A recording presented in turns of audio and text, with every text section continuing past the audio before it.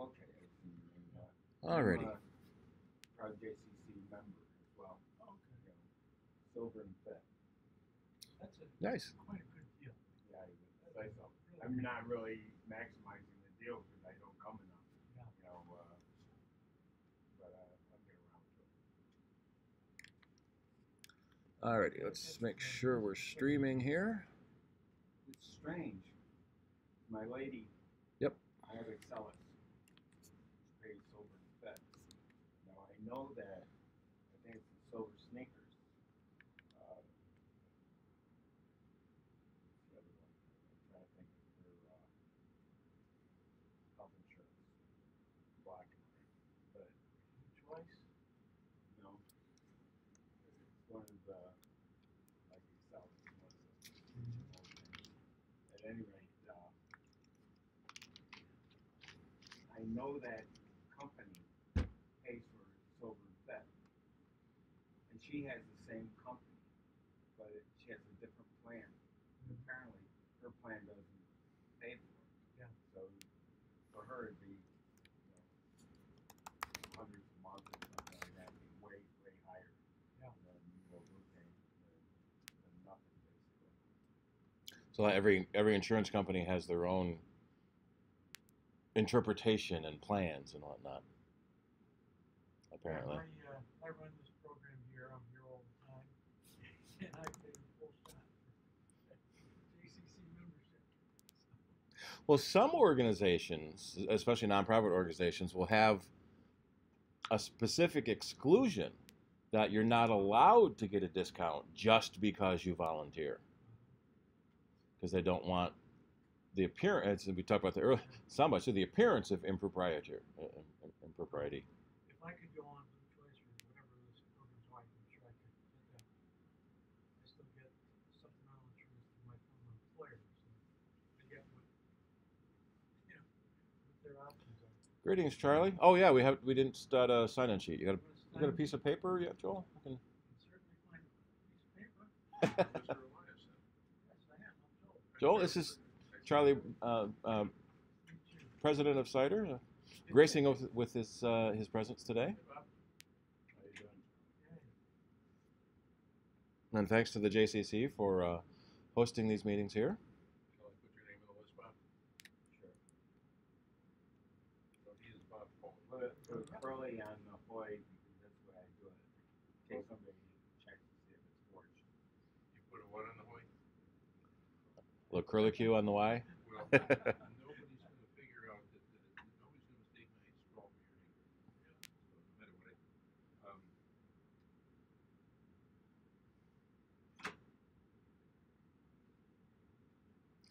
Yeah, we do I write you now, Joe? Might as well. sure. We're commenting on how nice the weather is today for a change. Compared to last time, right? Yeah. Yeah, see, saw kids out on bicycles today. Yeah. Carriages. Saw people on shorts coming in to here, but Yeah. they probably do that anyway. Well, they do that everywhere in the middle of January. Yeah. People who don't feel Can take your pick of seats too, Charlie. I guess I can. Yeah. I wear short sleeves year round. Me too. Yeah. Well, I always have trouble finding long sleeves long enough, Yeah. so I don't like long sleeves. I have maybe a section that wide of really nice long sleeve shirts. I stop wearing them. I just don't like to be that warm. Mm-hmm. I try to get my wife to take the sleeves off, and she won't. Just stop buying me long sleeve shirts. Yeah, I think her health insurance is United, and they pay for silver sneakers, but they don't pay for her plan or something. She's got it. Her plan is a really good one, I guess. It's relative funds that work for her as well. So many different health insurance plans, it's hard to know what's the best for you and how sick are you going to be. So what's your premium going to be? My wife turned 65, so now she's starting to do all the Medicare stuff. So my insurance went up because she's not on it anymore. Per person that went up. Yeah. Yeah. So it's frustrating, and I don't get sick often enough. Yeah, I joke. I don't get sick $500 a month worth. Well, be glad, especially given a few years ago. Yeah. Yeah, when I do get sick, it's $100,000. Is that what they came to? Yeah, the gallbladder was about $100,000. I think the abscess was, I think, only about 50. 'Cause I had so many MRIs Yeah. that each one adds up. Yep.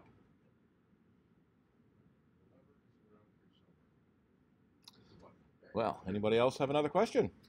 Well, my new car has CarPlay. Okay. As a what? CarPlay. And It's not Apple. Yes. Yeah. So CarPlay is Apple's car automation thing to help tie into your iPhone. And last time I tried it, and I haven't gone back to play with it, it would not play, the music would not play through the car's stereo.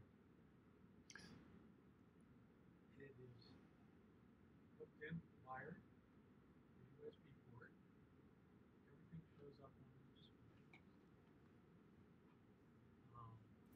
What brand of car? And the music appears to be playing because the progress bar moves along, but I don't get any sound. If I go to any other source other than the iPhone, I get music. So the basic question is he's trying to play music in his car with CarPlay, and the device thinks it's playing, but you don't hear anything through the car speakers. And I have an Apple Music subscription,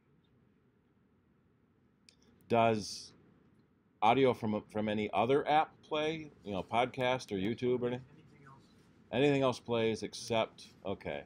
everything You're else, saying from your phone? everything else from the phone would go over Bluetooth. So I can establish a Bluetooth connection and play music over Bluetooth. Okay. So one of the suggestions Apple gives is to check for firmware updates of your car. Some car makers do put out firmware updates. Sometimes you can download it onto a USB drive and plug it into the car. Sometimes you have to take the car into the dealer. Try a different USB port. Try a different Lightning cable. It's the Apple Music app that isn't working. One of the things might be the setting in the app. I noticed that on my phone as well. If you swipe up from the bottom, you get the music controls, and in the upper right-hand corner is little audio wave things. Yeah. You tap on that, and you can tell it where to send the music. So it may be thinking that it's going somewhere else. Right. So it may be thinking Bluetooth when you're on USB, or it may be thinking USB when you're on Bluetooth. So that setting might not be the Do same. you play iTunes to the car? Some music You loaded can on your play any music that you have on your phone or streaming from AirPlay, from Apple Music. And I can stream because I've got the car itself has Wi-Fi. I got a similar thing. I mean, it's not similar exactly, but I find it interesting to play my music. I know I can play it. I just discovered it recently from my iPhone Bluetooth to the car stereo. But when I hook up Maps and I want it to come through, I have to be hardwired with a USB port, so that it will come through. And if stereo is set for iPod, then Siri or whatever the map lady is will interrupt with instructions. Yeah. But if it's not on maps, if it's on the radio, it will not interrupt, you know, and I won't hear the instructions. Yeah. So if I'm going down the road and I connect the iPod, it knows where I'm going, and then will tell me turn left, turn right. But if I change it to Sirius Radio and listen to political, you know, it's still working. I can still look at it, and it's showing me the turns and everything, but they don't come through. Yeah. So that. Whenever I get into congested area where I know I want to hear the instructions, then I change from radio to iPod, and then I can get it through. Yeah. I don't quite understand why that's. A lot of that can depend on the car, but the basic question is navigation using maps in the car. That if the car's set to iPod, then it will play the navigation through the speakers. But if it's set to XM, then it won't. And that depends on how the car is set up. In my wife's Toyota, we can have two different Bluetooth devices connected at the same time, one for audio and one for phone. And on our recent trip, I was using the iPod for playing podcasts and the phone for maps, and so they both would work because I have two Bluetooth devices at the same time. But if we switched over to XM or to terrestrial radio, then it didn't cut in because it wasn't connected as a phone anymore. So that So you could have two at one time, would one supersede the other? well, when the map directions came on, it would pause the podcast. So the iPod would pause so the phone could give the directions. Yeah, and then when the phone finished, the iPod would resume again. And when there was a phone call, the iPod would pause.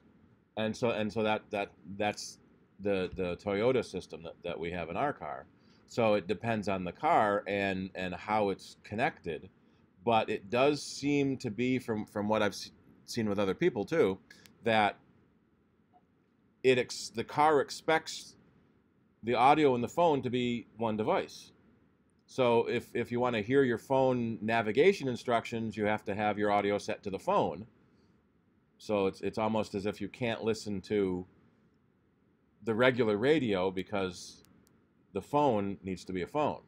So there may be a setting in your car to separate the phone audio from other audio. So it may let you play. Incoming calls, it always supersedes everything. Right. iPod or the navigational instructions, those Yeah. are secondary to the phone call. And similar to Joel's issue, I noticed when I was using Waze for navigation, it has an option to go to the car as a Bluetooth device, which would then supersede the radio. But in Apple Maps, it didn't. And so it only played through the phone. So sometimes it's the app you're running too. So there might be a setting in the map app as to where to send the audio, whether the speaker. Now, if you're using USB, that basically it supersedes everything and tells the device not to use the headphone jack, not to use the speakers, because it's plugged into USB audio. So there were a couple of times where we had to unplug the USB and put it back to Bluetooth so that we could get the audio coming out the right place. But every car does seem to be different, and that was sort of the intent of CarPlay, is it was a standardization that companies could put in their cars so that the user could get into any car and it would work the same way. Basically, your iPhone interface shows up on the car screen so that everything you would normally do by touching the phone, you actually would touch the car screen for. But it doesn't always work that way. And not as many cars as we would have hoped have added CarPlay. There's Android Auto on the other side for Android phones. And so some cars, manufacturers will do one, some will do the other, some will do both. And some do neither and do their own deal. And so on Apple's website, they have a list of the cars. And what I get annoyed about is every new model car year, Apple takes off the old year list. So a lot of these, so right now it's only Chevy. showing 16, 17s, 18s. Cherry? The Cherry Tiago, Never heard of the Cherry. some new car company. Been a long time since. Yeah, I think they're Chinese. probably. We got tracks that's at the bottom of the list. So 2017, 2018, 2016 may have, but it looks like they've taken off the older models. Who makes the tracks? Tracks, Chevy. We might be getting a new one before winter. We did joke that Ferrari added CarPlay, and now so the most expensive iPhone accessory was the Ferrari 458 Italia for $400,000. But now the 812 Superfast. They didn't even put it in Italian. It's just Superfast. 812 horsepower. So, molto rapido. Yeah. And actually, I saw a review of the Superfast, and the only place it works is on a track. Because you driving down the street, you barely get out of second gear. So it's not a good day-to-day driver, but it makes a great track car. Track day. It's basically a street legal Indy car. It's kind of crazy. I think, like, my car has a 3-liter engine, which is under 200 cubic inches. And lets out 340 horsepower. In the 60s, 50s, you have an engine that size that can put out 90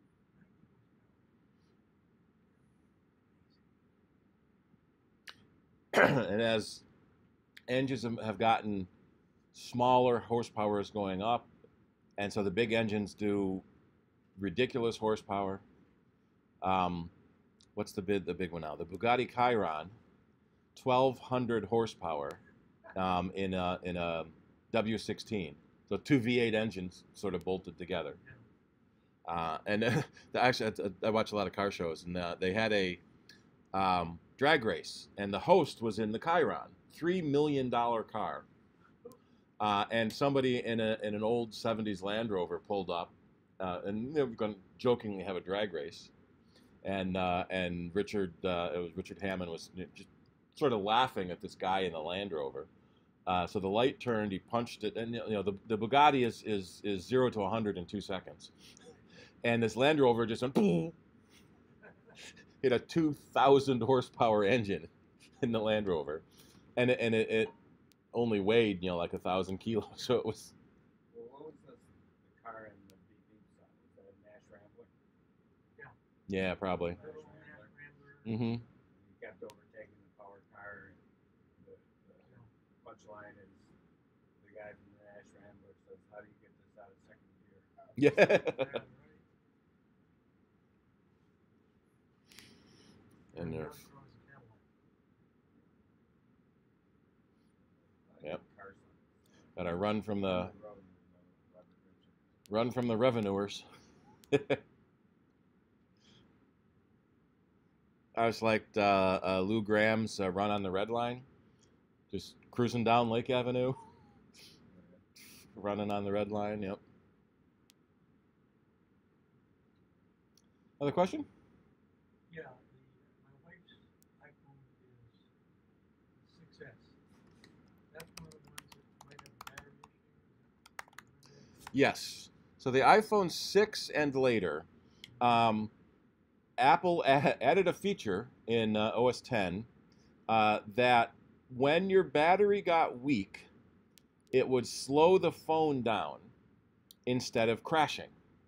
So at the time, there was a problem with phones spontaneously shutting off or spontaneously rebooting.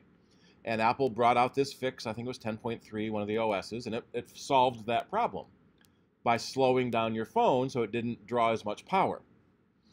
And then middle of last year, some reviewer actually started doing benchmarks and found out that Apple was slowing the clock speed down on the phone when the battery got weak.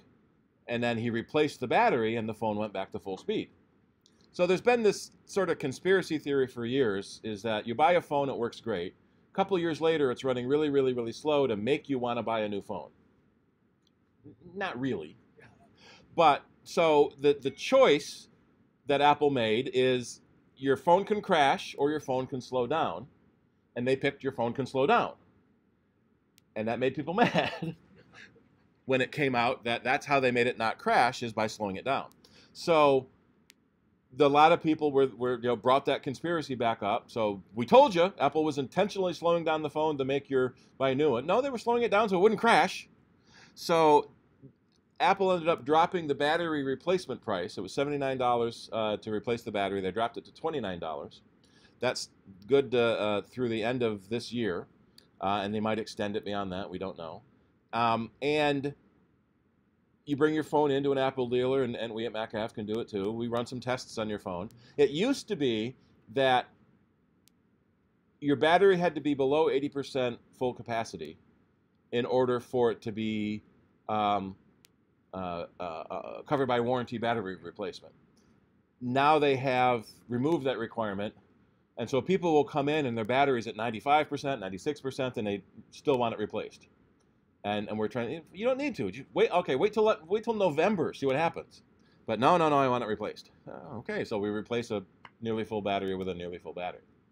So what they ended up doing is in where's my phone? In iOS 11.3, they added a feature. There it is. That will show you the battery life and the full charge capacity. So you can see what your life is. So Apple has had websites about battery usage for a while, and the way lithium batteries work is they have a certain number of recharge cycles, and a cycle is fully charged to fully discharged and then fully charged again. And the lithium batteries don't have the problems of older batteries of a memory. So if you discharge at 10% and then charge at 10%, that only counts as a tenth of a cycle. And the batteries are generally rated for about 1,000 cycles to maintain 80% full capacity. But no one knew that. There were some third-party apps that had that ability to pull that data out. But now Apple added it. Let's see if I can bring my window up here. Yep. Apple added it in the iPhone or iOS 11.3. So if you go into the Settings app and then into Battery, you have a command called Battery Health. It says it's still in beta, just to probably avoid lawsuits. But there are already lawsuits for Apple intentionally damaging the phone. So my phone battery is at 88% of its original maximum capacity, and this is a 7. So the older your phone is, the more likely you'll be close to that 1,000 cycles or 80%. And so if you want, you can have your battery replaced at a lower price. There's a third-party program called Coconut Battery, which I have on my iPad, that battery life, that does the Coconut Battery is for the computer. Same things on the same issues on the computer: number of cycles, full charge capacity. And so I had this third-party app before Apple added it. And so if I go into battery raw data, I have to answer an ad. So that's the one problem with this program, is it's full of ads, but it's free. Did you make that green thing slosh like that, or did that happen automatically? The circle. Oh, the sloshing? No, that's part of the program. So I can go into my battery raw data, and so this is telling me my battery is at 87% charged, and it's at 87% capacity. So the initial capacity was 1,960 milliamp hours, and my battery is weak enough that it will only go to 1,700. And so what makes it a little strange is that people were reporting my battery would only last for 10 minutes, but it says it's 100% charged. Well, yes, because 100% is 10 minutes. So when you first buy the phone, 100% is 8 hours. As the battery gets weaker and weaker, the battery life is lowered, and so this lets you see what your capacity is, so you can apparently make a better informed decision. That if your battery's at 50% capacity, you can go ahead and get it replaced. How do I access this? Well, this is a third-party program called Battery Life, but the Apple app is in settings under battery. I see that.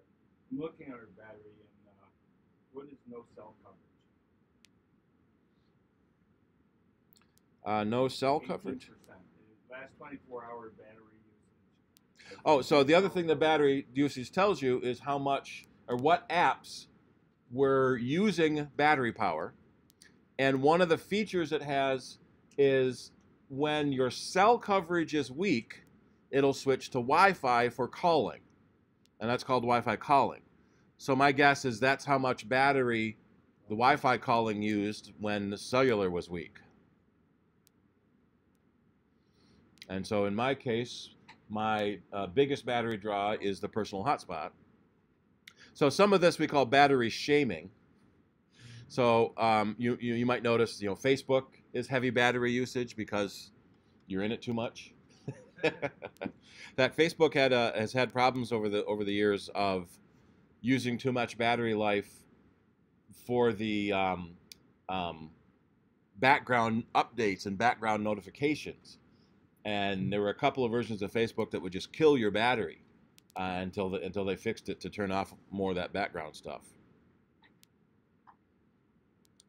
So that's the iPhone 6 and later is eligible for the $29 battery replacement.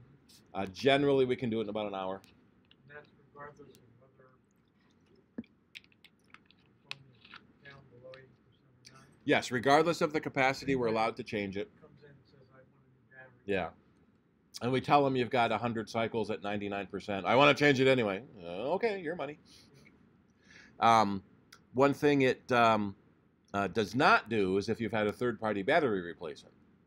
So a lot of people try to save money with third-party stuff, and sometimes it doesn't work right. Sometimes they're bad parts. Sometimes they're not put together right. So that there's a growing desire in a lot of people for more user serviceability. iFixit is a, see if I can get it to come up, is a website that does manuals for repairing things, and they do they sell tools, so they're kind of got both legs in the fight. But there's a right to repair movement going on that wants to require companies to release service manuals to the public and to make service parts available to the public. And most of us service professionals say, God, no.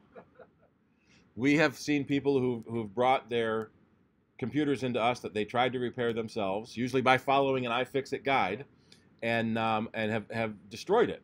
And we tell them it's gonna be so much to repair because you broke. So we had somebody rip the sockets off the motherboard instead of disconnecting them, or yanking the socket off the wire instead of pulling the socket. And so now you got to That should ultimately be good for you guys. Well, no, because part of it then is Apple's replacement prices. So like the display assembly, someone would rip the connector off their video card. Apple sells the display assembly as one piece, so we can't just replace the cable. So now you're looking at a $700 repair to do the entire display assembly. It makes it quicker to replace just the whole assembly, but it does make it more expensive. And the prices are higher if there's physical damage to the part. Because if there's no damage, they can fix it and put it back in the service chain.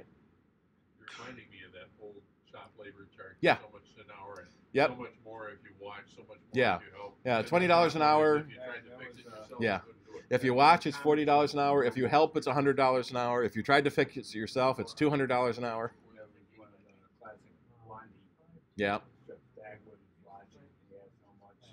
Yeah. Yep. Chief, that's all. Rick. Is there any way to see the history of notifications? Is there any way to see your notification history? Sort of.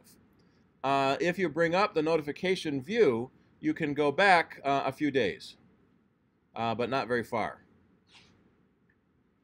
So on my computer, I can go back 5 days, it looks like. Can you set the number of days? I don't believe you can set it, but let's see. Let's see. Set notification history length.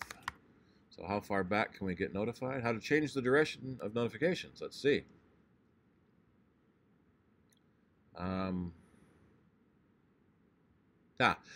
There's no GUI way, but there's a terminal command. So you can set the duration. Oh, no, okay, that's not what you want. That's the duration that stays on screen. So I think it's in minutes. Or maybe it's seconds, because he's setting his to 1. Yeah, so that's how long it stays on screen before it automatically disappears.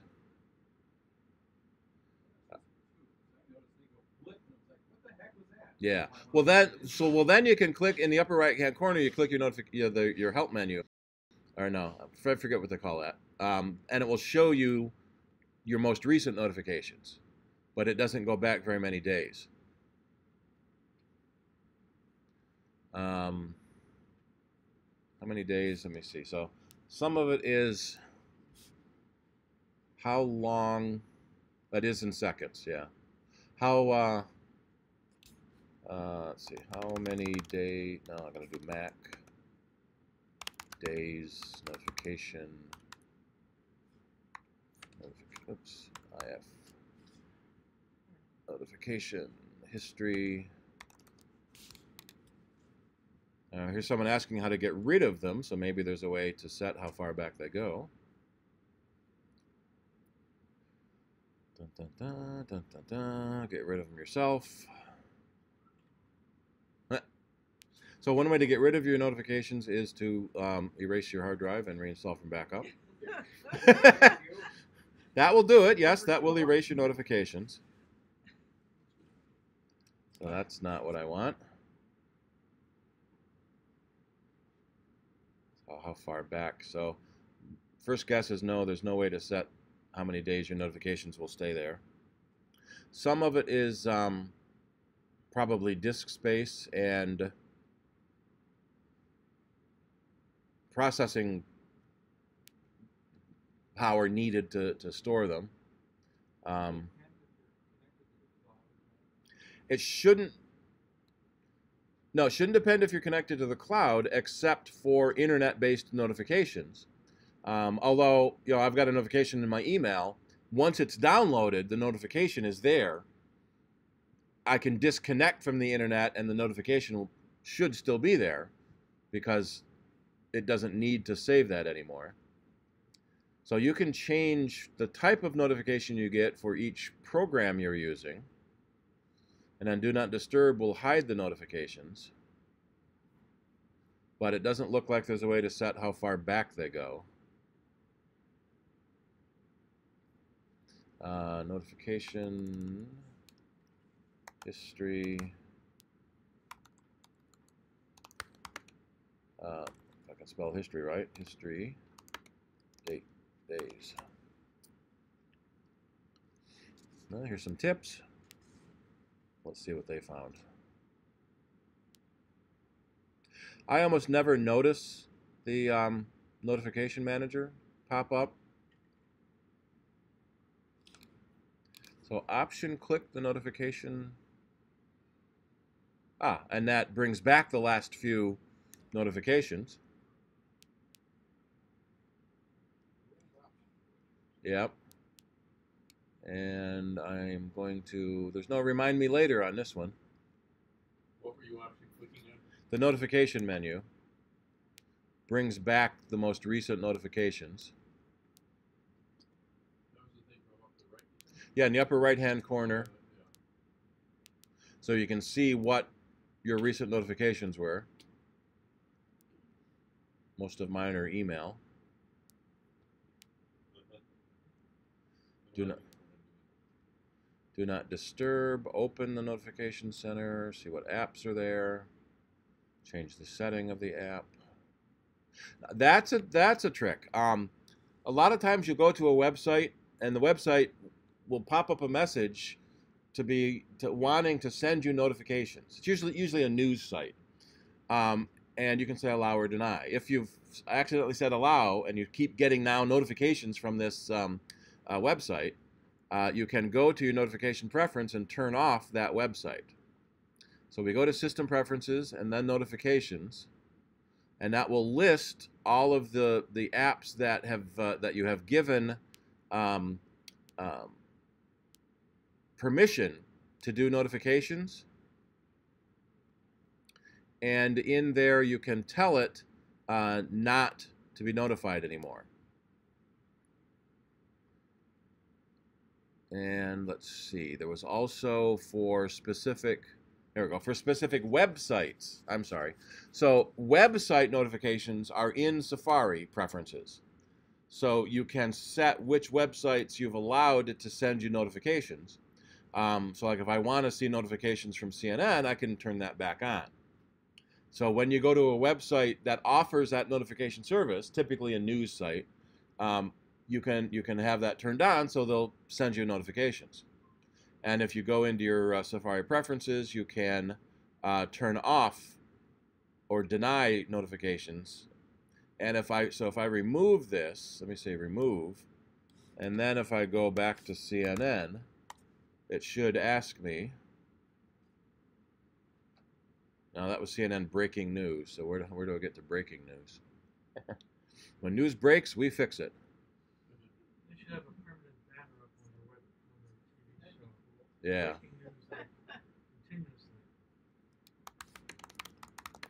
Well, now, what's interesting is in today's internet era of news, a breaking news story would interrupt whatever program TV show was on. Well, now you've got 24-hour news channels. Nothing is breaking. We just show you the news. We're already doing the news. Breaking news. Who was it? It was one of the comedy shows. When news breaks, we fix it. The Daily Show, maybe? Yeah. Come on. News. Hey, let's try this. Let's try Siri. So I'm going to hit my Siri button. When news breaks, we fix it. The Daily Show. And she's talking in my ear because I was doing... Yeah, here's what I found on the web. Originally, I think it was probably Craig Kilborn who originally hosted it.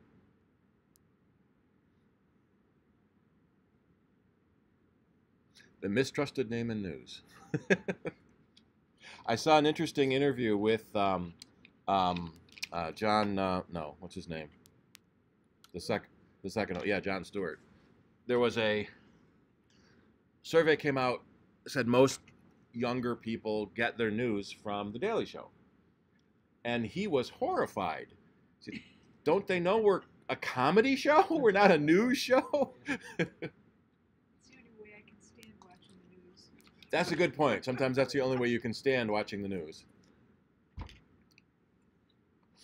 And some of the interesting questions that they ask people that you would never hear on a traditional news show. That's pretty good. I think was it Stephen Colbert interviewed Comey the other day and asked him about the Russian tapes. And how did you approach and broached it to the president that there might be a tape of you in a hotel room with two prostitutes urinating on you? And he said, well, no, I didn't go into that kind of detail. I just said there's some intelligence that there may be a videotape. And so you didn't use the words? And, no, I didn't go that far. You know? And now that Comey's on the outs, everything he said was a lie. Right. When he was on the ins, everything he said was the truth. Can't win either way. There was an interesting article or a news show on the local news. How did they tell? RIT is working on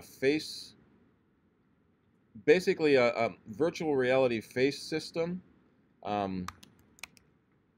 Let's see, how can I do it? Face detection, fake news, where they can make anybody say anything you want them to say.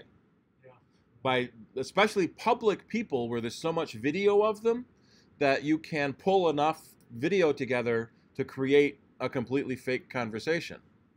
And that's not the article I wanted. Yeah, so totally scary. Yeah. And so RIT is working on a technology where they can detect the fake news or detect if it's CG or not, to try to combat all the fake news. And the part of the problem is the people that post it many times don't think it's fake. They absolutely believe what's being said. Yeah. And a lot of times, yeah. And yeah, you hear it from someone, and that all goes back to the filter bubble that Google learns what you like for your searches. Right. So if you search for mostly conservative topics, you're never going to find a result that's too liberal, and vice versa. So it's self-fulfilling. And you'll never find the fact checking. Right, you may not find fact checking because it's going to different sources instead of the other sources. Right. And I actually saw something good on Facebook, how two people react to a post, and there was a post about the example they gave was Christmas lights were banned in Scotland so they don't upset the Muslims. And so the hothead goes, oh, darn those Muslims, and starts retweeting it. Oh, that's horrible. We got to ban them all. And the reasonable guy, I guess, said, well, that's weird. Let me search for that. And it was, there was a brand of Christmas lights that caught fire in a house, and so they got recalled by the company. Well, that doesn't have anything to do with Muslims. I'm not going to retweet that. Yeah. And the guy that retweeted it, you never know. Yeah, and the guy that retweeted it, all his friends get riled up and retweet it to all of their friends, and you get everyone all riled up. And that was kind of what eventually happened with the meddling in the election. And so the Democrats are suing Russia over the election. Okay, that's not going to do very much. But Not just Russia. true, yeah, the Trump campaign. Well, the campaign doesn't exist anymore, so now what? So whatever they can try to get out of it, but for discovery, yeah. And what Facebook found, and some of the reports that I've read, is that they were riling up both sides. And so there were pro-Hillary tweets and anti-Hillary tweets and pro-Trump and anti-Trump. They were just riling up everybody. And apparently they riled up the pro-Trump people more than the pro-Hillary people more, and he got elected. Just rile them up because all you want is click. So it goes back to what we call clickbait. I think the Russian goal was instability. Right. Russian goal was instability, and it worked. And then on the other side, how many elections around the world have we meddled in? But that's okay. What was the other one that was interesting? The potential meeting between Trump and Kim Jong-un. They're running into logistical trouble because of all of the airplanes available in North Korea are all old Soviet era. So he's only got like 1,000-mile range on his airplane. So he can't get anywhere nice to meet with President Trump unless he borrows someone else's plane, which he can't do because that he'll lose face. or he has to stop a bunch of places for refueling, and that'll lose face. They could meet in Pyongyang in the DMZ, the Peace House, but that's not a 5-star hotel that Trump owns, so he won't go there. Does he own a hotel in Mongolia? Because I saw that. Yeah, maybe Mongolia. Who knows?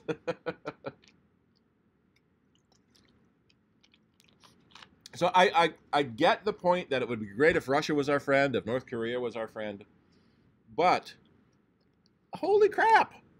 Okay, well, we go back. What if Hitler was our friend? What's that law? Rule 43. Everything devolves to Hitler. So yeah, it's great. It's great if he's your friend, but he's got to stop being an ass and stop doing the things he's doing. And Microsoft update? No, I'm not going to update you now. We're going to wait and do that when I get home.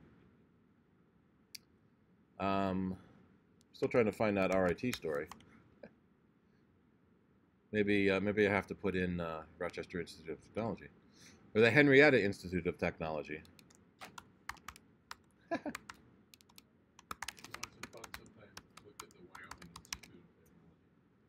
The Wyoming Institute of Technology. It's a satire site. It abbreviates to WIT. Oh yeah. It's satirical.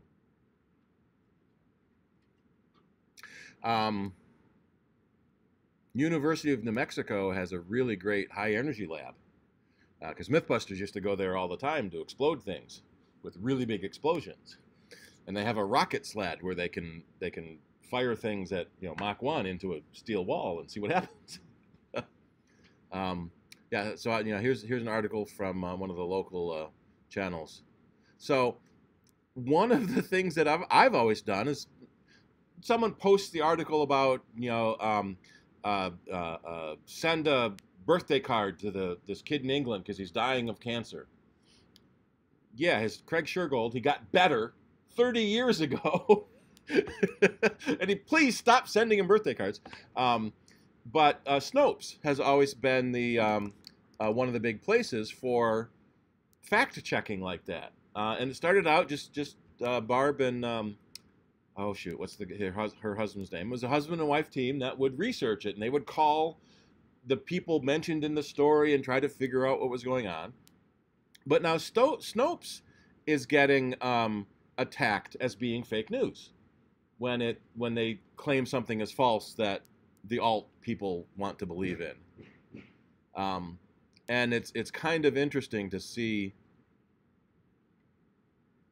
Now, okay, Trump was ordered to stay away from Bush's funeral. I kind of doubt that. Yeah, and a lot of things you can't prove, but it's going around. So it's going around Facebook to rile up the pro-Trump people that he was ordered not to go to Bush's funeral. Rachel Maddow did a thing on PolitiFacts. Yeah, that's another good site for fact checking. She was really kicked off with them because I forget what the specific issue was, but they checked it out and they found out that it was false, categorically false. And then at the bottom they have their summary rating, and they said mostly false. The thing was categorically false. Category false or mostly false. Yeah. Yeah, PolitiFact is another good site for fact checking. And they have their truth-o-meter, the censored version of what they really want to call it. And I love their pants on fire rating. Liar, liar, pants on fire rating. Another one I like is I have a cousin who's into quackery. Mm-hmm. Into all these websites about medical issues. And there's one called Quackwatch. Oh yeah? Quackwatch. Now originally that was medical quackery. Yeah. That's what it's for. Oh, this one doesn't. Okay, yeah, most of this is all medical. Yeah. Yeah, that's a cousin of Sasquatch. A cousin of Sasquatch. Now that's a bad joke Siri would have said. Yeah. Did you see a story on CBS News about videos that where you do things like take the rock? Yeah. Oh, yeah, yeah. How much easier it's become. Yeah, how much easier it's become to make fake video. We talked about that a little earlier. There was a local news story about RIT working on a project to help expose what could be fake video. And that reminds me, Alex Jones just got, yeah, here it is. Alex Jones got sued by the parents of, well, this is the Sandy Hook, but also of Parkland, for claiming that all these school shootings are fake. They're a false flag. They're hired actors. None of it ever happened. The FBI is doing it on purpose to rile up people against the Second Amendment. And so he's getting sued, and now he had to admit that, yes, they did happen, and he was just lying. So every now and then, it will come up again. Does that mean that the lawsuit stops and he doesn't get sued out of business? Well, then the judge has to decide if there's any merit. Was harm done. Right, was harm done based on his lies, and probably, I saw a related story where there was a group at a Texas school shooting, walking around with giant signs in front of the memorial for all the victims, offering a $100,000 reward for anyone that can prove it happened. And they showed a local news story of, interviewing one of the principal of the school, I think it was, who lost one of his children, and their rebuttal is, well, he's an actor, and it never happened, and we're not going to dignify them with a response, but of course it happened. It's just hard for me to understand how someone could even believe something like that would happen. And a lot of it is because Alex Jones and big radio people say it happened. Flat Earth guy, Yeah. The Flat Earth guy launched his rocket, and it didn't kill him.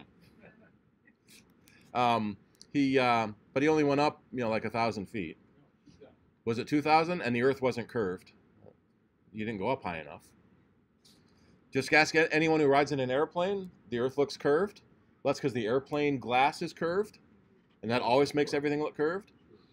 And that's why all the people that wear glasses see everything curved.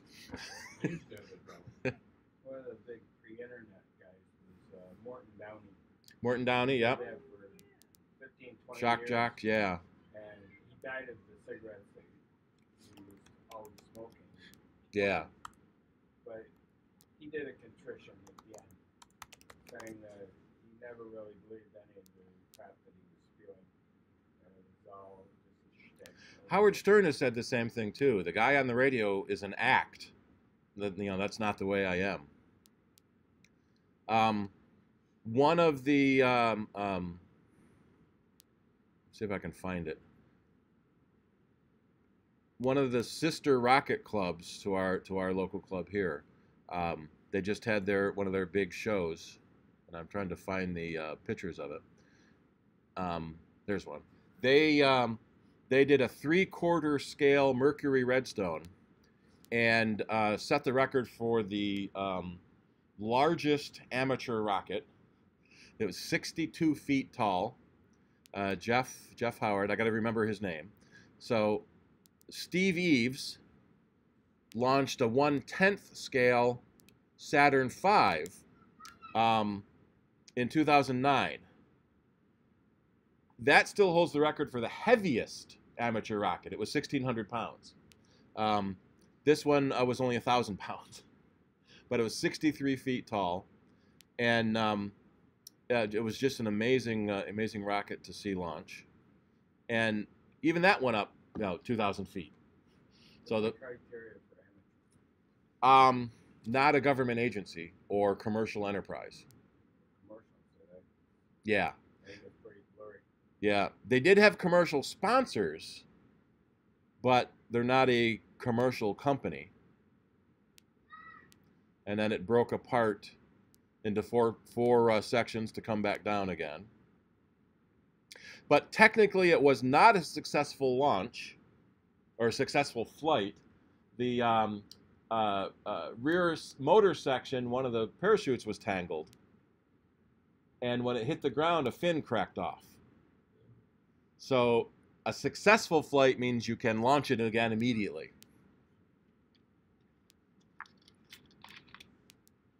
No restrictions on what an applicant can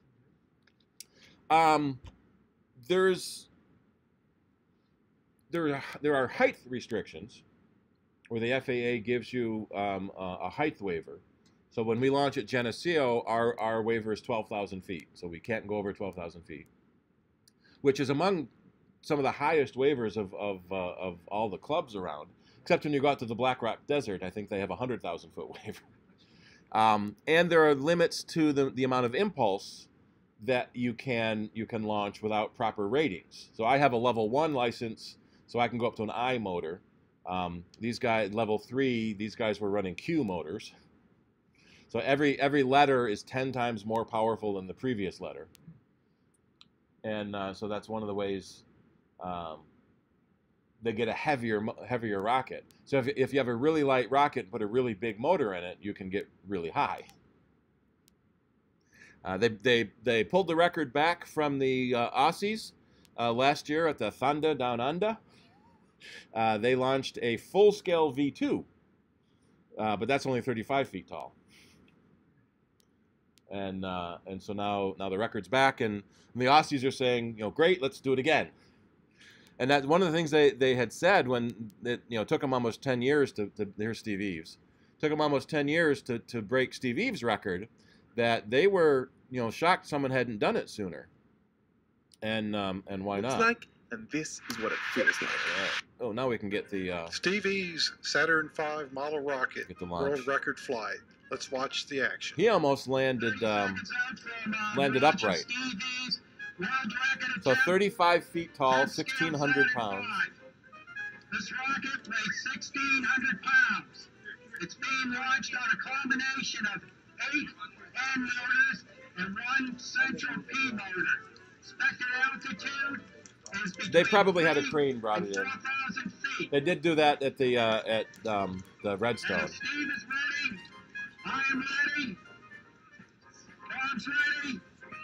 And we're going in 10, 9, 8, 7, Yeah. 6.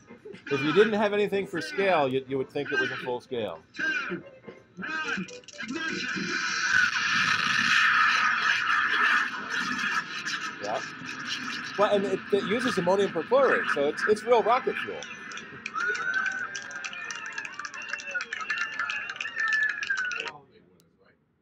But if you slow So down you the just video, slow it down. Yeah. Put it on the video and then it looks like did you get my point? They used to kind of sit there for a few seconds while it built up because Yep. ignition and liftoff were two different things. and then you gotta get a little more shape to the camera. That can all be done. Yeah. Why am I worried about what can be done in reality? Was it not? Because that goes back to fake news. It's so easy to do things for real, either in miniature. That's and the moon landing hoax. One of their big things it was all miniatures on a soundstage. It's so easy to do things for real that how do you differentiate real and fake? Someone has to, So the millions of people involved in the moon landing were all lying. That's the biggest hit against the conspiracy. You have to use the acid test, the lysergic acid test. Yeah. Yep. Okay, so I have a question about Apple Watch and AirPods. Getting to the point where it might be warm enough to get my bike out. And, I like to listen to either podcasts or music when I'm out there. So the watch is 3G or whatever it is. And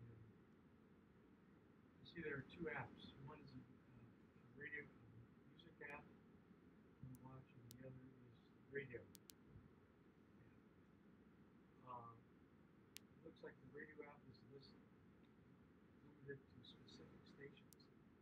So the basic question is about using the Apple Watch with AirPods without a phone handy. Yeah. So the new Apple Watch 3G has cellular built in, does not need the phone connected all the time. You still need an iPhone to set it up. We're hoping eventually they'll break that link so that you can get an Apple Watch without a phone. because it can be your phone. The Apple Music app on the watch will let you stream your Apple Music. There's a radio app that can stream internet radio stations. I'm pretty sure you can also get like the Sonos app, the Pandora app, and other apps for other streaming services. And then that would let you listen to those services through your AirPods on an Apple Watch without having a phone handy. And Renee Ritchie at iMore put together a pretty extensive how-to guide on how to do that. So as the weather gets warmer and you're more likely to go running outside. Right, I don't want to carry that. Yeah, you don't want to carry the weight of your phone around, and you want to be able to hear the music, so you wear the AirPods instead of using the speaker in the watch. So yeah, it can be done. Does the watch have stereo speakers? I think the watch only has one speaker. I mean, if you stuck it right in the middle of your forehead, Yeah. or With if the you AirPods, if get you run it through stereo. the AirPods, you do get stereo. Yeah. So one thing that I do a lot, because most of what I listen to is spoken word podcasts and books, is I'll use one earbud, and that will last 4 or 5 hours, and then I'll put the other one in, because now it's fully charged in my my charger. I get another 4 or 5 hours out of that, and theoretically you can just keep going. So when I put one back in the charger, it'll charge it, and so you can get 24 hours of battery life by using one at a time, back and forth. And I think I read that you can download music and podcasts to the watch. Yes, the watch does have some of its own built-in storage that you can download to, so that it won't use the cellular connection. So even if you have a watch with no cellular, the previous generations, Yeah. you can still have local music to be able to play from. And how can you tell what the capacity is? How do you tell the capacity of the watch? You basically don't. I think Is that one of the purchasing specs? no. ACITY. The so you get 8 gigs of storage, and you're allowed 2 gig. Let's see. Let's go into this. 2 gigs of music, and 75 megs of photos. This is an earlier Apple Watch, so that might be more now. So I would guess that in the music app, when the music is not local to the device, there's a little cloud icon that tells you it's on the internet, on the cloud. You tap that and it will download it. It'll probably tell you when it's full. And I would also guess that I don't have an Apple Watch myself, in the Watch app on the phone, it probably tells you how much storage space you have left, and will let you manage the media back and forth as well.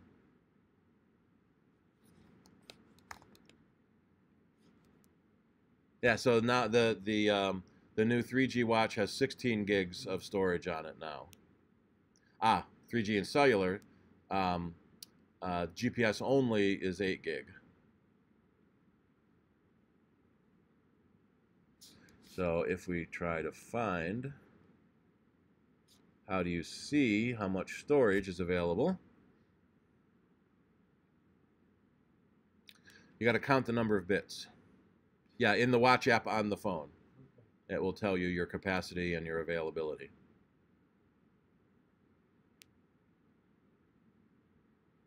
On the watch itself, go to the Settings app, Settings General About. So that'll work. Rick. Do you know of any good iOS apps that will stream what my camera on my iPod Touch sees to like a website? Streaming video app for the iDevice. I went through a lot of these when I was doing podcast research. I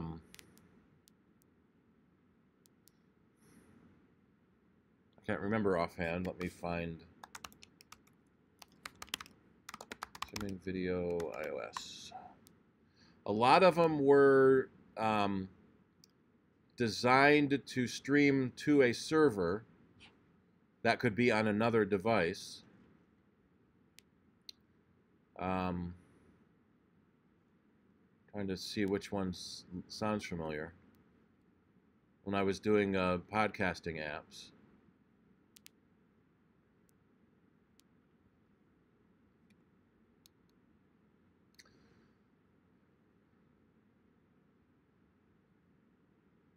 Let's see.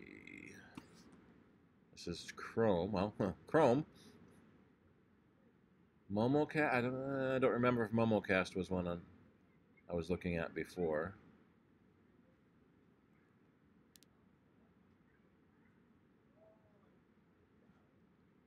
So it's available in the OS for apps to use. There's one called Wowza. That doesn't sound familiar. One of them, the ones I was looking at, allow each iDevice to be its own camera, but then will stream to a central podcasting app where you then collate. So your multi-camera app to stream it out. I ended up picking Open Broadcast System for my my streaming app, and it doesn't do remote cameras like that. It only does USB cameras. So I'm hoping they're going to add that feature. Let's see if I add app to the list here. Live stream is an app. That might be one of them that I looked at. Yeah, that looks familiar. So that lets you live stream. The YouTube, while YouTube app will live stream to YouTube, the Facebook app will live stream to Facebook. If you use the companion app on another device, then you can live streaming. All right, then you can see it on another device and not need to go through a server. Periscope goes through a server. And Periscope is Twitter and kind of dying. Meerkat, no, Meerkat. I forget which one is Twitter. Periscope and Meerkat were one of the big ones for a while, but they went to the internet. Ustream goes to the internet. Livestream, most of them go to the internet.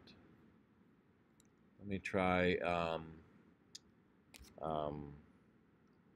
podcast streaming video.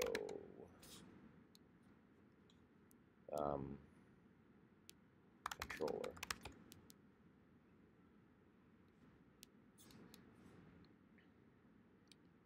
Better than a webcam.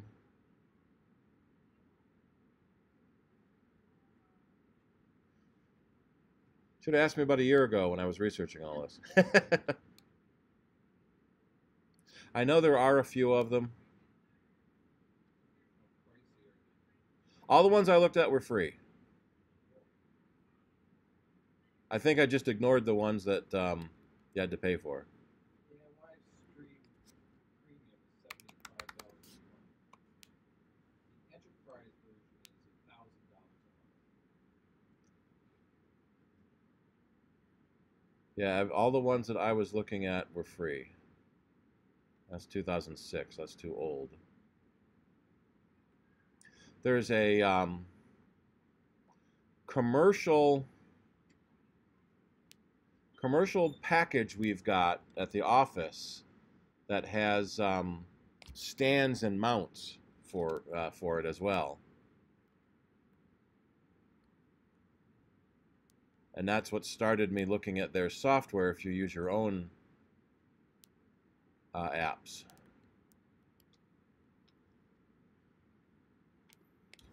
Streaming video.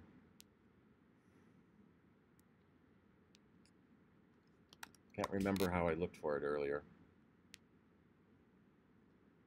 So those are all streaming in. I'm out. Video producer.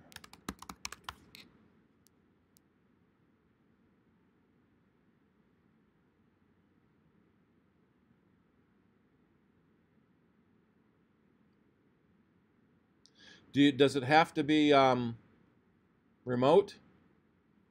Because you can plug a USB cable in and use the QuickTime player on the Mac. And then the iPod becomes a camera. Well, remote would be easy. The other thing is there any external camera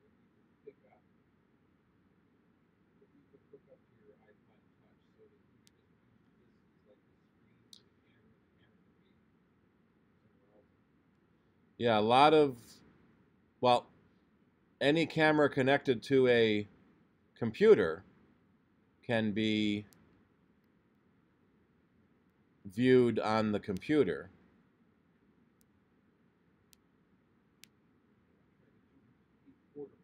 Yeah.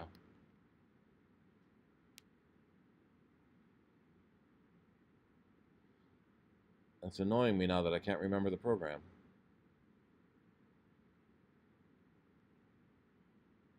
I wonder it would be in my purchase history.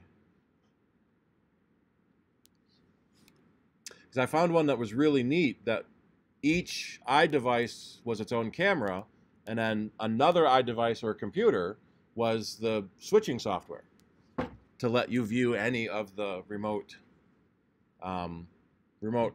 camera feeds.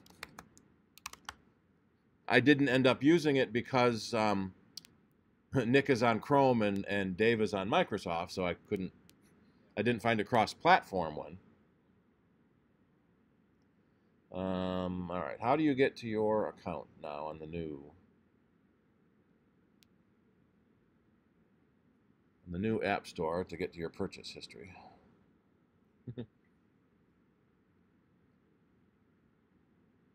Live streaming video gear. All right, here's a. So he's using a computer. Logitech C920. That's the camera I ended up buying.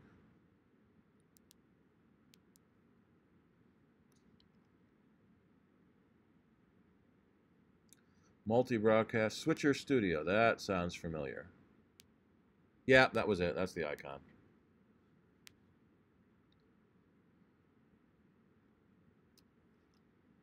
And I thought they had a free version.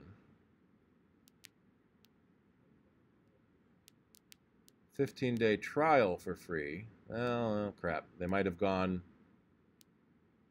multicam. They might have gone commercial with just a free trial.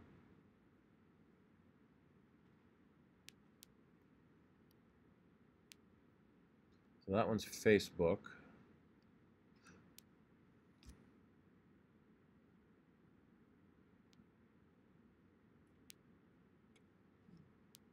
Let's see what they... Yes, there's recommending Switcher Studio.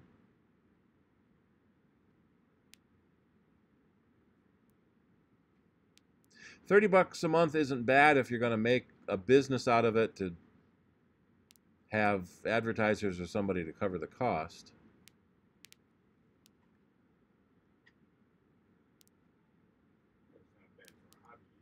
Yeah. All right, let's see alternative to Switcher Studio.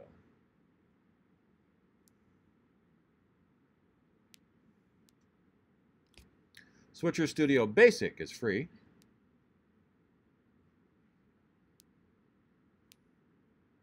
VisiWig, let's see, is there a way to do sort by price?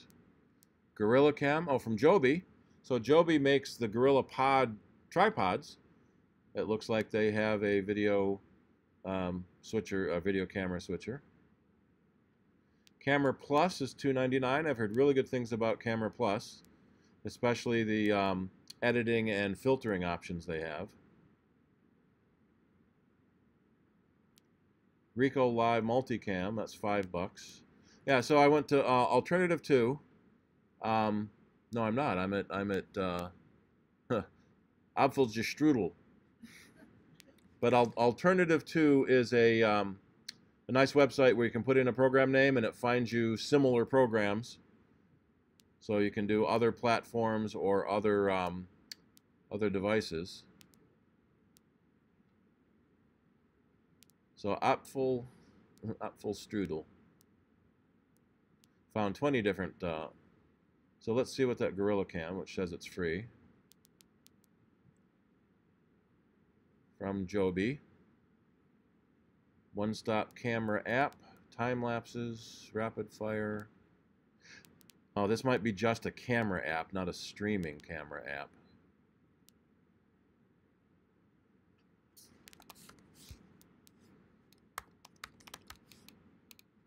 All right, that may not be exactly what you wanted then. But we're close. There's no way to search my history, rats. All right. Anybody else know of video streaming apps for the iDevice? Video streaming switcher. Manycam, that's another one I looked at.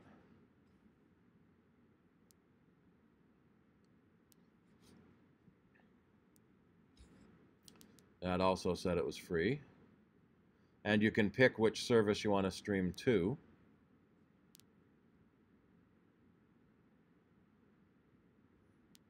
And if you install it on multiple devices, each device can be a streaming host to be sucked into one device as the streaming switcher.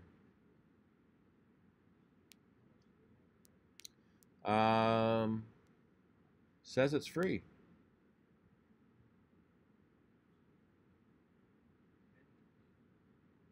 Yeah. View in iTunes. iTunes doesn't show apps anymore.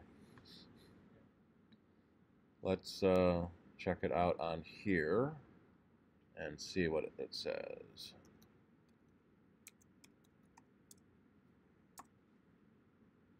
Manycam Easy Live Streaming. In-app purchases available. Let me see what the in-app purchases are. Wirecast. God, that's the big one. They have a Wirecast Go that's available for the mobile platforms. All right, so yeah, so now that I'm in Manycast in the App Store, let me switch over to here. Then I get the similar apps. Come on. Show me the air server.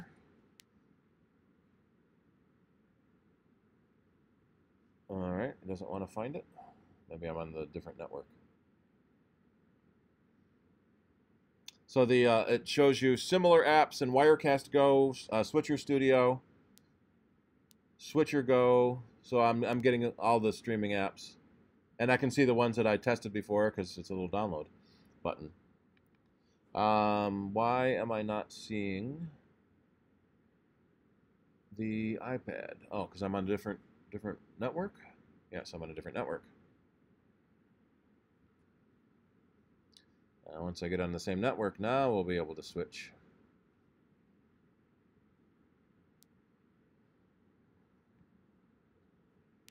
So I want to go to there, and then go to here, and stream now. That works.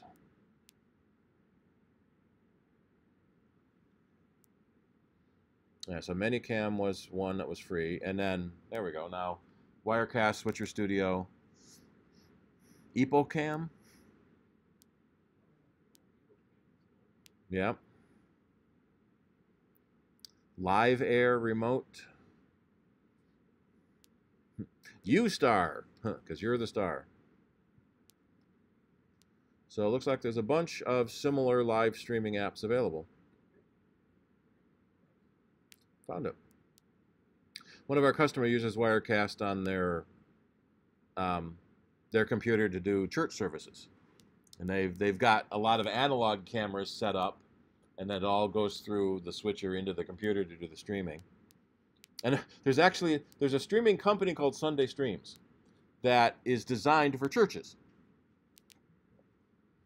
You pick your niche, and they've got a big enough following to have a company about it. So these switchers, they accommodate switching from one stream to the other, and also split screen. Yep. Yeah, if you have multiple cameras connected to your computer, you can switch between them. I can do that in Open Broadcast with multiple cameras connected, and I've got I have a 3-panel setup that's not going to do anything because there's only one camera. So I've got with 3 cameras on sound bites, I can put each of us in our own panel. And I've got a setting for CIDER, which shows the desktop. I got one for sound bites, which shows the other guys. So this lets you switch between multiple cameras when you have them connected.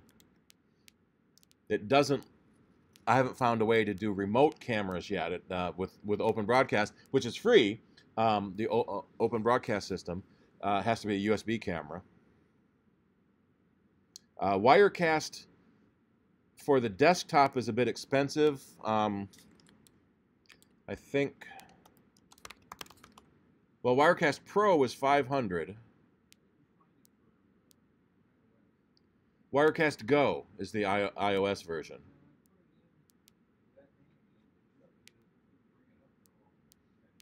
700. Oh, the price went up. You spelling it right? Wirecast Go from Telestream.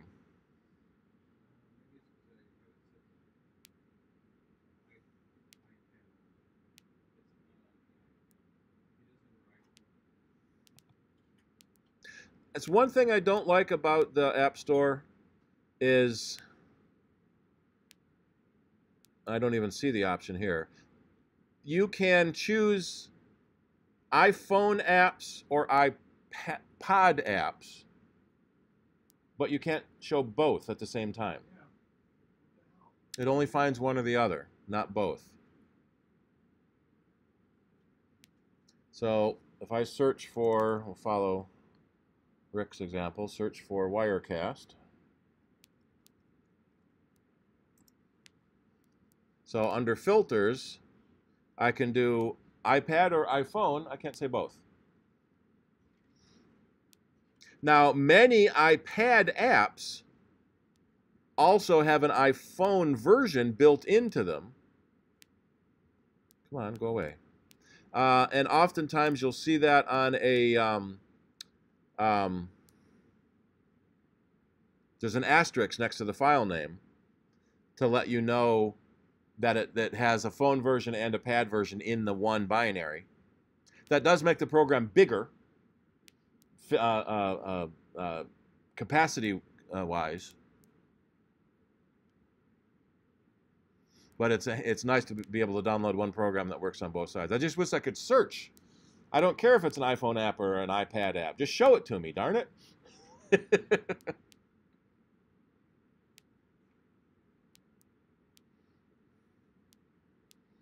There was Switcher Studio that we looked at a little earlier. The other thing that's annoying is that since I already downloaded this, it won't show me the price. I just get a cloud icon to download it again. I can't see what the price is anymore because I've already downloaded it.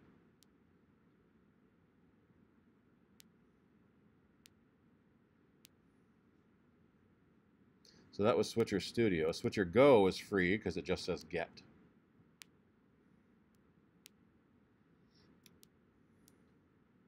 Another question?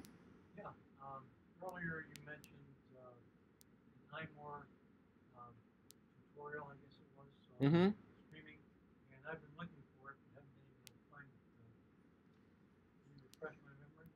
All right, the iMore app. Let's see, do I still have it open? Nope, let me go to my history, and we'll search for iMore.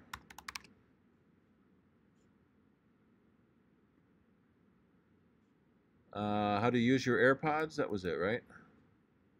With the Apple Watch? That was streaming, we talked about streaming music with the Apple Watch.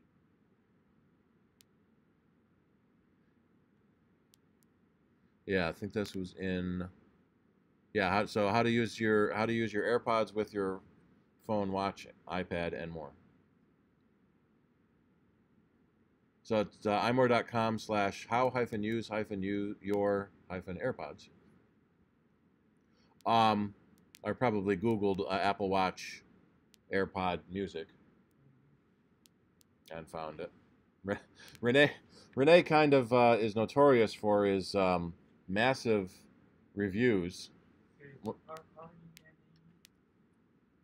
Rene Ritchie he's the chief editor at imore.com.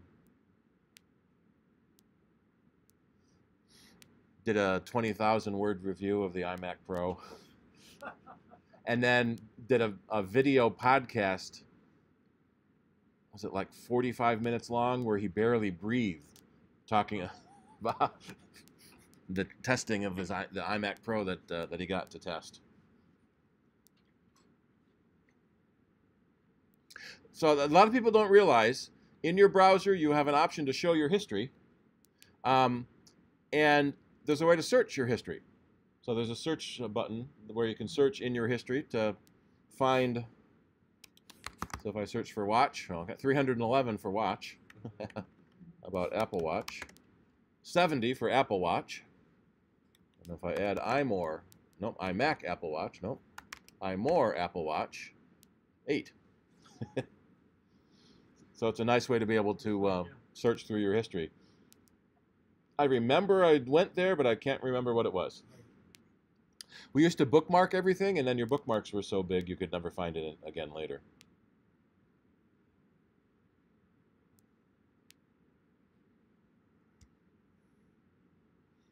Alrighty. Another question? I just took advantage of an offer from HBO Now. Mm-hmm. I don't know if anybody else uses it, but I've been paying $16 a month for HBO Now, and it comes from iTunes. I hadn't discovered that there's a provider. In my case, the provider was iTunes. I thought I was getting it directly from HBO, but iTunes is my provider. But Hulu now offers 6 months, $5 a month, so I can save $10 a month for 6 months by getting to a Hulu. Yep. And so I signed up for that, and I thought, well, how will I know? I got the app on my Apple TV, and I discovered why I wasn't going. I have to go and cancel it from iTunes, the provider, and then change the settings so it's becoming provider is now Hulu. And so I was in contact with HBO Now because I couldn't figure out let me see what I wrote to them.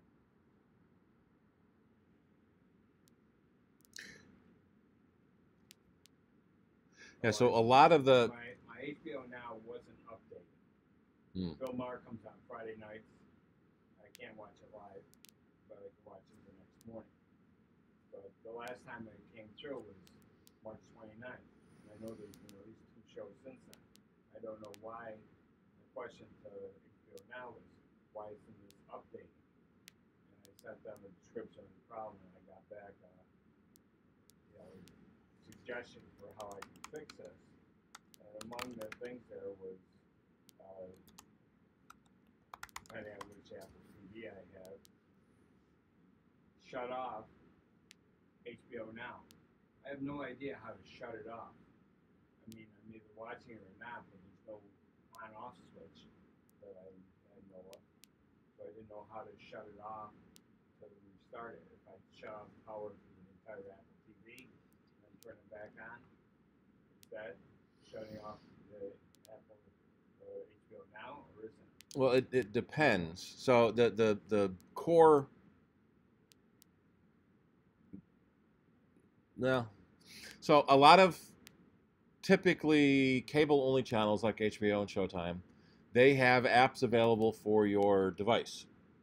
And many times it's cheaper than the cable company. So like I think on Spectrum you pay $25 a month for HBO, and you can get HBO Go, which then uses your cable subscription to watch it remotely. But HBO now has their HBO Now, which is direct to HBO through iTunes, because that's where all the iTunes store does everything. And HBO Now is often a lot cheaper than what HBO on your cable TV. So then you can watch it on your iDevice and your Apple TV. And the question is, he had a problem, and shows weren't showing up, and it told him to shut down his app. Shut down the app or shut down the service. And restart it. So quit and relaunch an app. So on your iDevice, you would double tap the home button to get into the. So on an iPhone or iPad, you would double press the home button to get into the task switcher. Let me switch the video back here. So double push the home button, and then you swipe up on an app. And if you're really good, you can do 4 at a time on an iPad. And so that will quit the app on your phone or your pad. Well, I know how to do Yep. quit So an app, but on the this Apple is on TV, Apple TV. on the Apple TV, you use the Siri remote, and you're going to, let me get into the full article here. Oh, again from iMore. I tried to ask Siri to shut it off. Yeah, that Siri can't do much more than show you video. So what you want to do is highlight the app you want to quit. So you swipe around with your remote to find the app you want to quit, and then you're going to press and hold on the Siri button, and you will get a That's the little TV. no the main button on the Siri remote. The top The top, yeah, third of it. yep. It's not really a button. It's a third of the. It's also a button. Yeah, It's I the know, but touchpad it and button. Yeah. doesn't have the things that I associate with a button, like perimeter, and so on. It's just the top half, like the top third. Just hold that down. Let's see. Double click the no, wait. Did I change it? Double click the TV button on the Siri remote, and then swipe to the app you want to quit. Oh, so double tap the TV button acts like double press the home button on the iPad. So double press the TV button on your Siri remote, and then that will bring up your multitasking switcher to let you switch apps. And then you highlight the app you want to quit, and then swipe up on the trackpad to quit that app. That helps me. I don't really understand that, but I have enough clues that I Quit can and do relaunch that. the app is a typical troubleshooting thing, and it just each OS is a little bit different on how to quit and relaunch an app. And what I wound up doing was I signed out of HBO Now. That would probably do it too. Yep, sign out and then sign tried back to in. Sign back in, but I wasn't sure what my password was, so I changed my password. HBO Now allowed me to create a new password, and then I used the new password that I just created, and it wouldn't log in. My email address. Hadn't filtered its way through the system yet, maybe? Yeah, maybe. See what happens later. Yeah. And then you said Hulu had a deal too? Hulu's deal is $5 a month for 6 months. So when I was with cable TV, it was not 25 that you mentioned, it was like 19. And then when I cut the cable, got rid of Time Warner Spectrum. Then I signed up for through iTunes. It was $16.99 maybe, but a couple bucks cheaper. And now it's $5 a month for 6 months. And I forgot what it's going to be after that. So Well, normally it's $7.99 a month with limited commercials and $11.99 a month with no commercials Oh no, that's for Hulu. for Hulu. Yeah. This is an add-on to that. Yeah, I'm trying to find that offer. If maybe it may it may not be available. Well, probably Hulu. came to me directly in email, but I'm already a subscriber to Hulu. That could be too, yeah. If you're already a subscriber, well, actually that doesn't make sense. If you're already a subscriber, they don't need to lower your bill. Usually a lower bill is to No, get they people to wanna sign get up me new. to start using Hulu. It's an add-on. They don't want to lower my bill. The whole thing is I'm going to be able to add on for a lower price. You know, than I'll save $10 a month for 6 months. Adding Hulu to what? Adding HBO Now to Hulu. Oh, okay. Adding HBO Now to Hulu. All right. So the two companies. I wonder if HBO owns Hulu then. Yeah, Hulu has a number of add-ons. You can add on other services. You know, like I think Cinemax and Stars and stuff like that. Yeah. Here we go. For, Here's that offer. Yeah, I don't want to see the ad.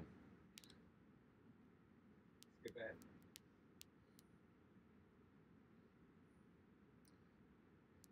So Hulu to sell HBO for $4.99 a month. If it says what it's $14.99. Yeah. So that's still even- cheaper than Time but Warner. It's still $2 cheaper than I've been getting through iTunes. Mm-hmm. It was more than $2.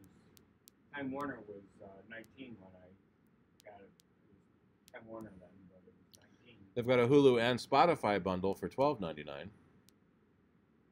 If you're a Spotify customer, that might be cheaper than Spotify directly.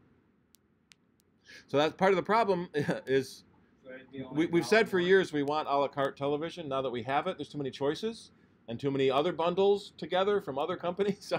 So we got what we want, and now we don't like that either. Yeah, because when I first started communicating this idea of who's your provider, and I'm thinking HBO.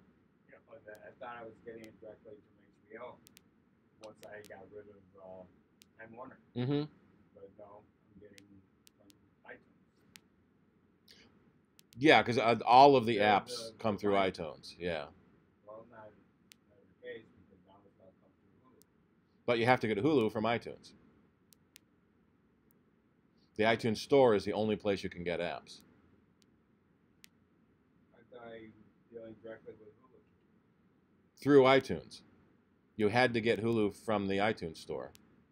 Oh, really? Yeah. It's automatic, so I don't. Right. You know, And the Hulu subscription is going against the credit card on your iTunes account. That was the way Apple set up the App Store. They have this unified, so all of the apps go through Apple, and Apple gets their 30% cut. So that's what a lot of companies didn't like. So you pay, for example, you pay somebody $10 a month, they only get 7 because Apple got 3. So a lot of companies, and that was one of Amazon's first things, where Amazon Prime Video wasn't on the App Store because they didn't want to give Apple that cut. So one of the tricks was you would go to the Amazon website to rent a movie, and then you could go to your phone and stream it to the Apple TV. So it bypassed the Apple cut. So we figure Apple and Amazon worked out a better deal because now the Amazon app, Amazon Video app, is available on the iDevices now. So either Amazon decided to allow that 30% cut, or they worked out a better deal with Apple.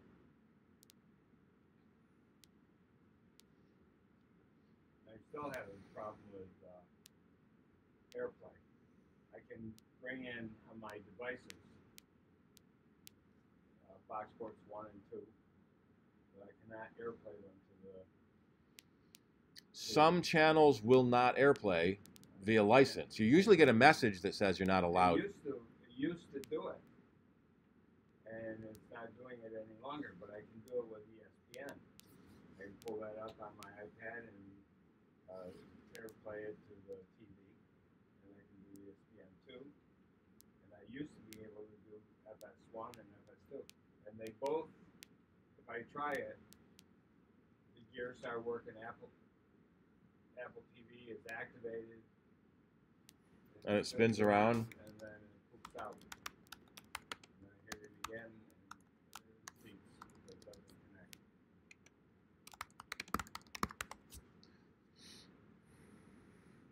So here's a general help with mirroring.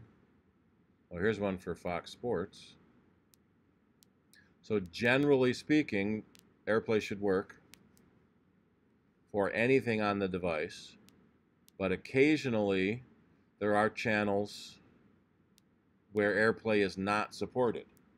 The Time Warner streaming app that lets you watch live TV on your iPad will not stream to an Apple TV, which it sort of makes sense because just watch it on your TV.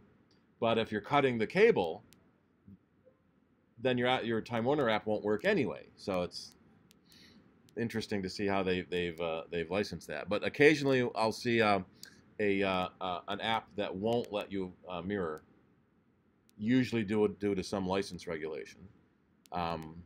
So the Fox Sports. Oh, this is the Fox Sports Go app. That might be different. Yeah. Try. Fox Sports Go. It's okay. It is okay. The Go app. So it should work.